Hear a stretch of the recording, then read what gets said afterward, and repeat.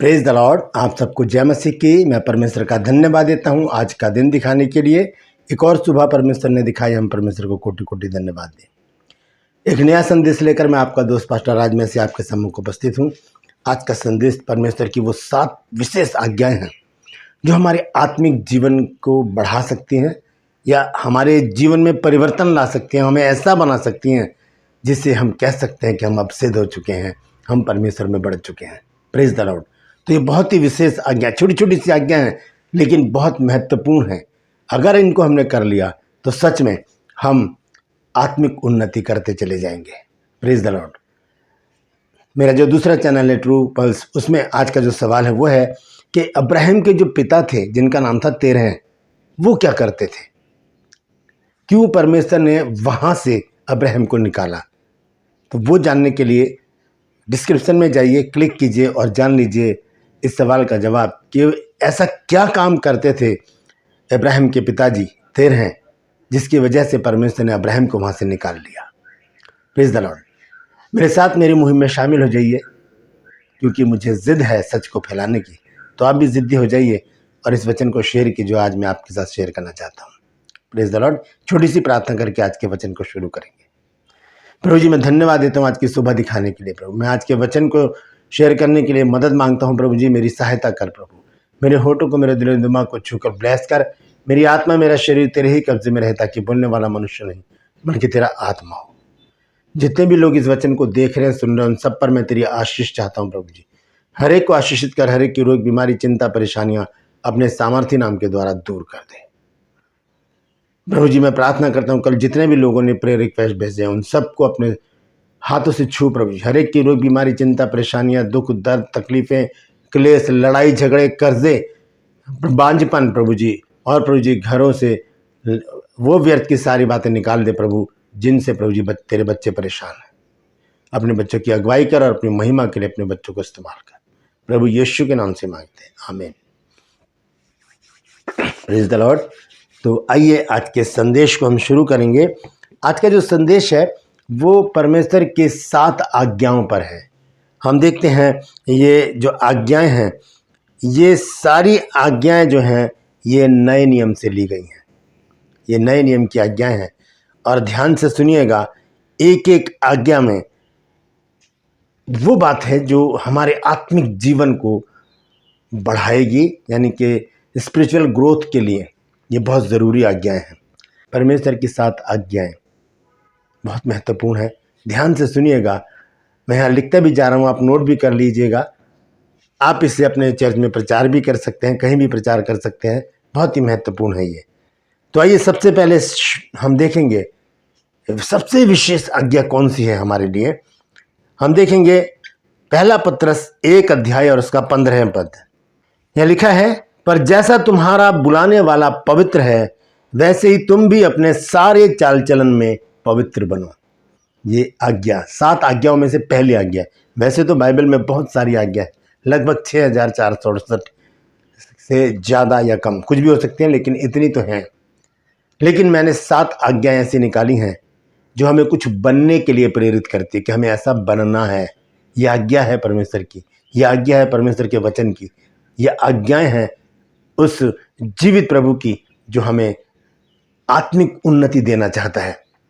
तो सबसे पहले हमने देखा है, पहले नंबर पर पहला पत्रस 1 अध्याय के 15 पद में लिखा है, जैसा तुम्हारा बुलाने वाला पवित्र है वैसे ही तुम भी अपने सारे चाल चलन में पवित्र बनो। ये एक आज्ञा है, ऐसा बनो, ऐसा करो, ऐसा करना चाहिए।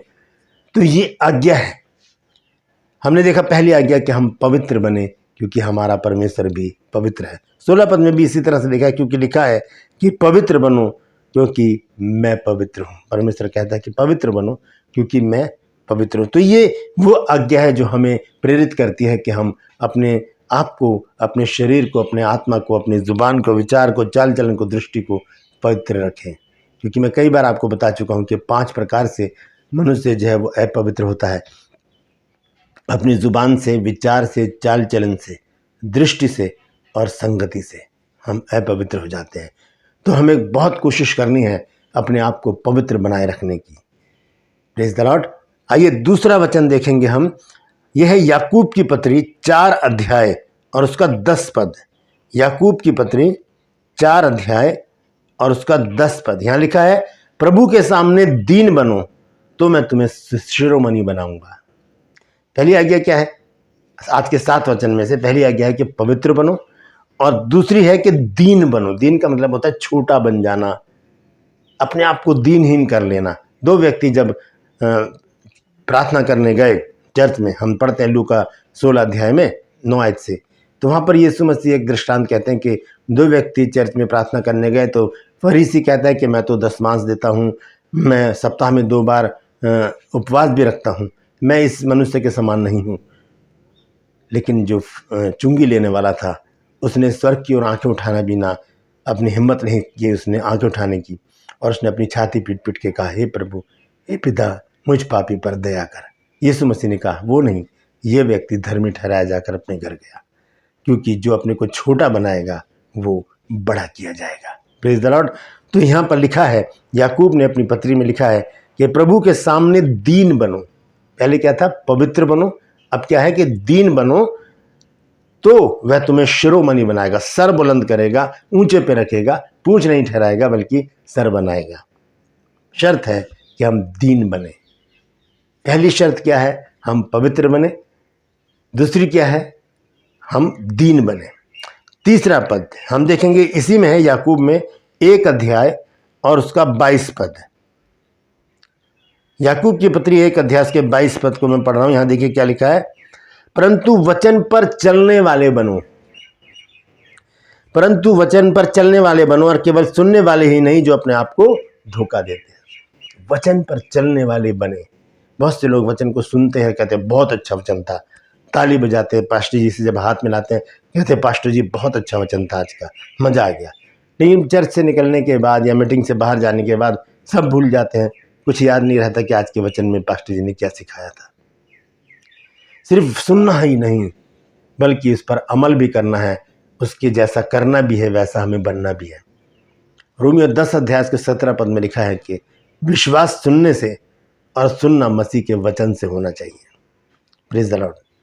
तो जब तक हम वचन पर चलेंगे नहीं, हमारा जीवन कैसे बदलेगा? बहुत ज़रूरी है वचन को सुनने के बाद वैसा ही करना भी। Praise the Lord. आइए हम देखेंगे चौथी जो आज्ञा है वो प्रभु यीशु मसीह ने क्या कहा है। मती की पत्री, मती रचित सुसमाचार 5 अध्याय और उसका 48 पद। मती रचित सुसमाचार 5 अध्याय और उसका 48 पद। यहाँ लिखा है, इसलिए चाहिए कि तुम सिद्ध बनो जैसा तुम्हारा स्वर्गीय पिता सिद्ध है। सिद्ध, मास्टर, परफेक्ट, ऐसा बनने के लिए प्रभु यीशु मसीह हमें आज्ञा दे रहे हैं। यहाँ पर हमने पहली आज्ञा देखी कि पवित्र बनो, हमने दूसरी आज्ञा देखी कि हम दीन बने, तीसरी आज्ञा देखी कि हम वचन पर चलने वाले बने, और चौथी आज्ञा हमने क्या देखी है? यीशु मसीह कहते हैं कि सिद्ध बनो क्योंकि तुम्हारा स्वर्गीय पिता भी सिद्ध है। सिद्ध बनो कैसे?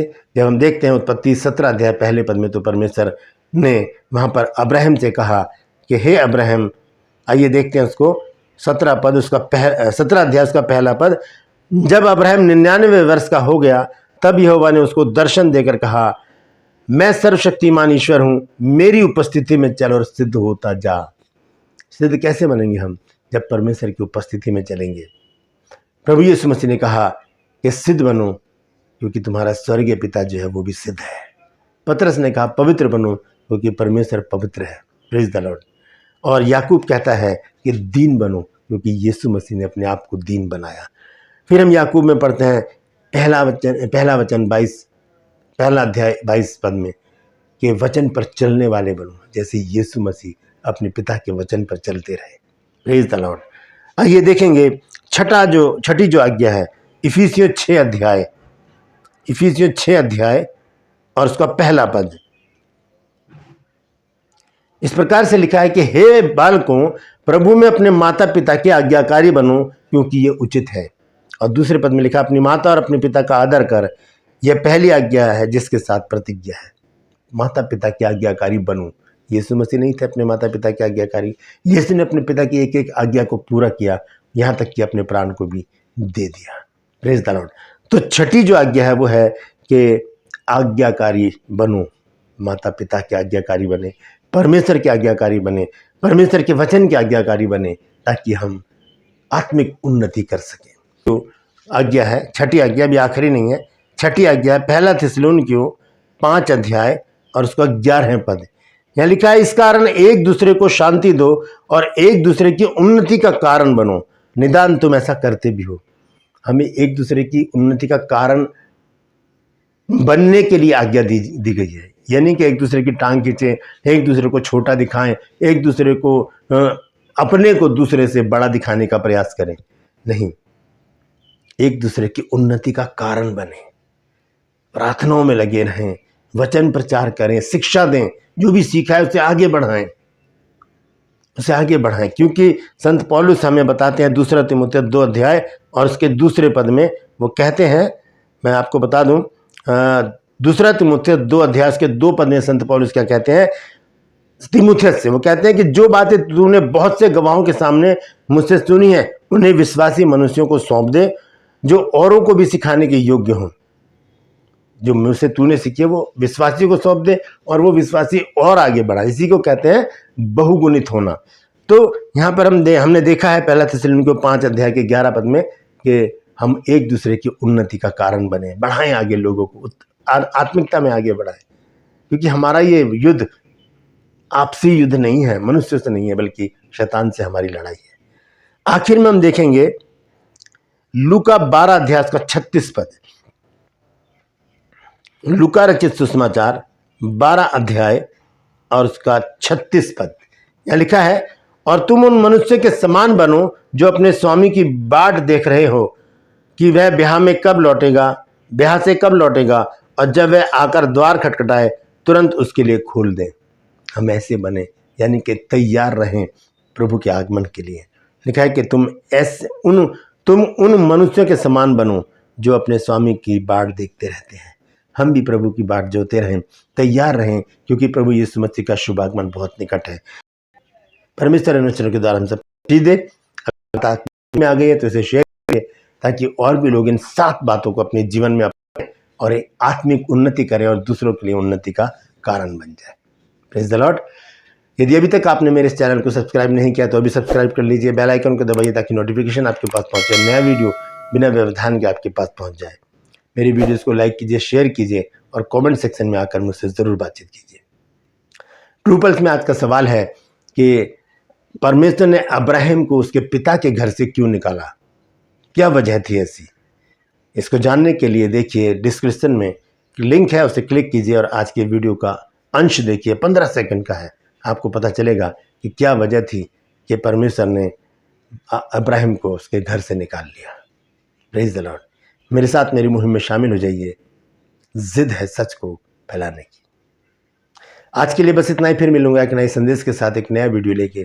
तब तक के लिए मुझे इजाज़त दीजिए, लेकिन अपना और अपनों का ख्याल रखिए और इन 7 आज्ञाओं पर विचार कीजिए, क्योंकि ये हमारी आत्मिक उन्नति का कारण है।